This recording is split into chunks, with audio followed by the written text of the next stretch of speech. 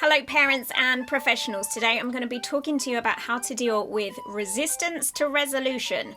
So if you have a young person who you have talked to about solving a problem and they have shown absolute resistance towards doing that, then I'm going to tell you how to overcome it. So just keep on watching. Okay, so if you have a young person in your life who most definitely, according to your assessment of the situation, has some kind of a problem, and you have reached out to them and suggested, hey, maybe we need to get some help with that. And their response is brick wall, absolute 100% resistance towards the idea of changing or improving or stopping doing the thing that you know is problematic for them. If you've got any of that kind of stuff that's going on, then my suggestion to you is as follows. I'm going to give you 3 things that I think are really worth looking at if you are wanting to move a young person away from a problem and towards a solution. Now, the thing is, I will just add here that you are not necessarily wrong in identifying that problem. Equally, they are not necessarily wrong in saying that they don't want to fix it. You know, particularly when we're looking at older young people or teenagers and so on, they are going to be developing their own minds, their own decisions. And if they say, I don't want to start doing that thing that you think would be really good for me. I don't want to stop doing that thing that you say is really bad for me. I don't want to improve these aspects of my life. I'm quite comfortable living in a sense and in a way that everybody else might perceive to be really unhealthy or really unhelpful. But I'm happy with who I am. They can kind of, to some extent, like put their foot down a little bit because they are expressing themselves as the unique individuals that they are becoming. And the challenge we have is that sometimes they might show that resistance and that rebellion just because they can and not because they're actually making a really good decision in that moment. You know, it might be more about the point they're making is more related to I'm not going to do what you say, rather than I don't want to do that thing that you're saying. Does that make sense? It's more about the resistance than it is about the reward that they would get from changing. So this definitely happens.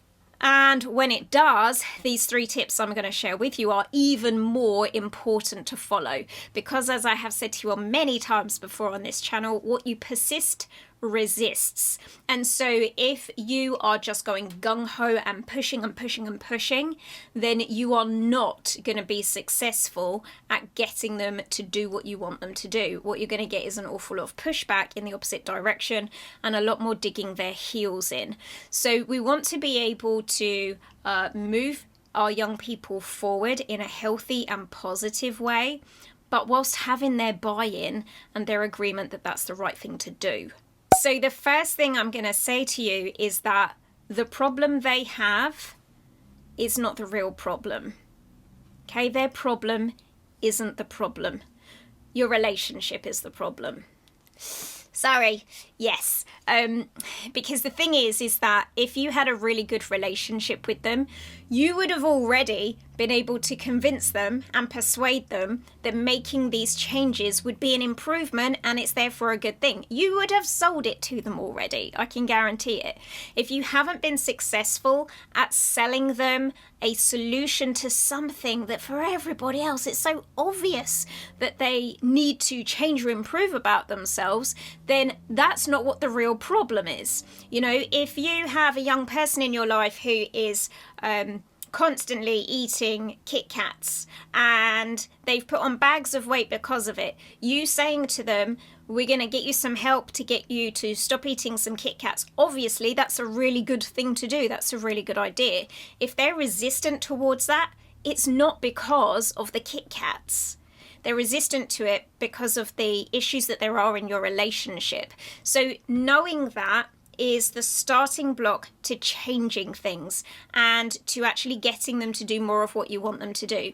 Is to say, okay, that problem isn't the first problem that we need to deal with here. The first problem we need to deal with is how good I am at selling you my brilliant ideas and influencing you to do the right things in your life and to get the help that you need when you need it.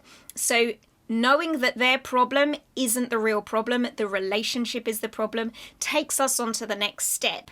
And that is that you need to get better at building rapport with this young person. So by rapport, what I mean is the process that you go through to maintain and establish a connection with somebody else.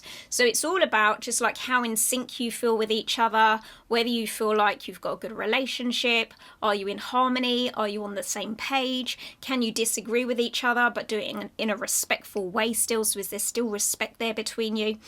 So that's what rapport is. It's that sense of like, yeah, like you're my people. And I'm willing to listen to you on that basis, and you're willing to listen to me on that basis. There are certain processes that we teach within NLP that specifically, step by step, tell you how to get better at building rapport.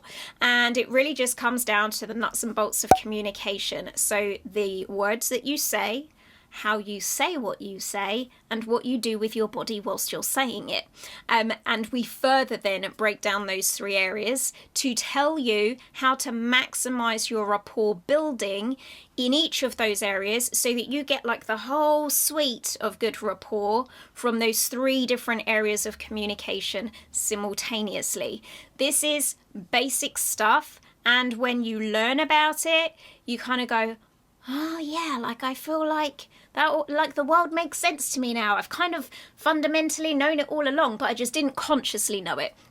What we do when we teach this to parents and professionals is to bring it into your consciousness so that you can actually pay attention to how the person you're communicating with is showing up in their words and their tone and their physical body, and you can ensure that you react towards them in a way that is going to be conducive to building greater levels of rapport with them.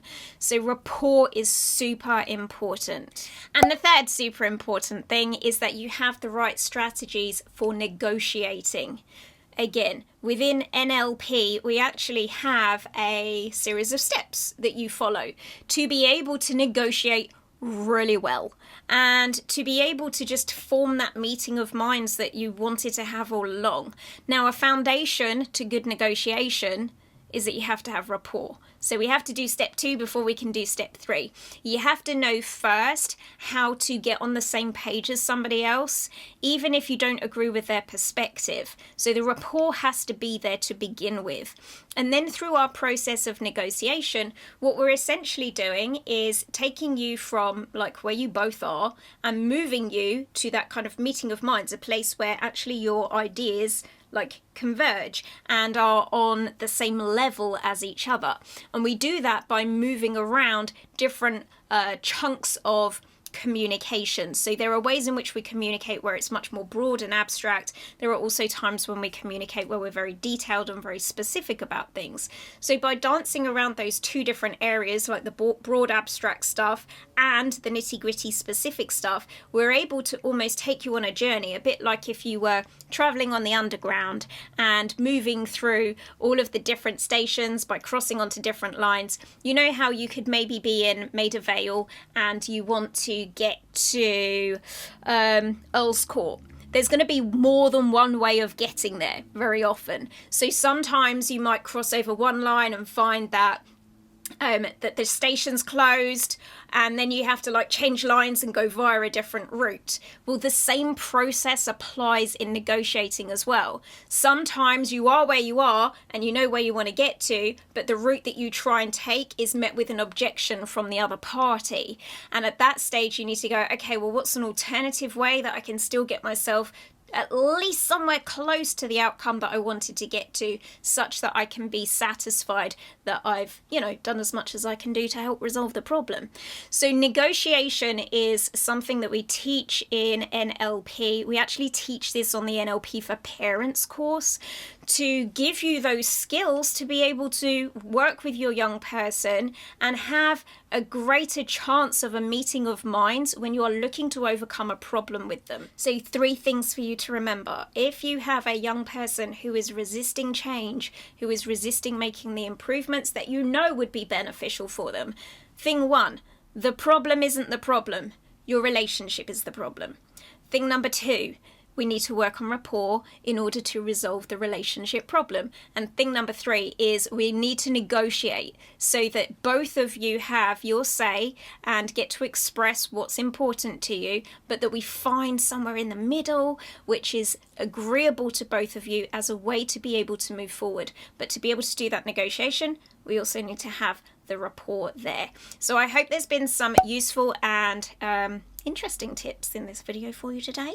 If you would like to work with a practitioner in order to help you develop those rapport building skills and to find out more about how to move your way through that negotiation model, then you can always reach out to us at nlp4kids.org. Find out who is a practitioner that's either local to you or someone that would be prepared to do some work with you guys on Zoom. Then just let us know. But for now, thank you all so much for watching and listening, and I will see you all in the next video. Bye!